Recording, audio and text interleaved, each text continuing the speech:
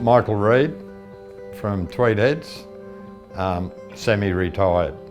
The wife and I always said that when we slowed down a bit at work that, you know, we'd go and help out somewhere. And we were having tea down at George's one night and they were feeding the people in the park across from us, so I just went over and saw Teresa and said, you know, I can do a bit of cooking, and yeah, from that started then. We cook at home. It's about 60 litres we do at a time. It'll take us a day and a bit roughly, depending how quick the wife is with the knife, yeah, but we make it up and we've got a big freezer, we freeze it up and then we bring it down here as in 15 or 20 litre lots as they want it.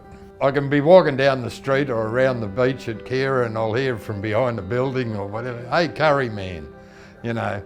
I think it's something that is quite easily done, but a lot of people don't do it. You see good and bad in a lot of things, and like one day we were down in the park and I had a 5-year-old carrying a 2-year-old with 2 plates. Still gets me. Me and Lavina are proud just to be nominated, you know, so all the cutting up of everything sort of comes through in a different way than the smile on people's faces. So.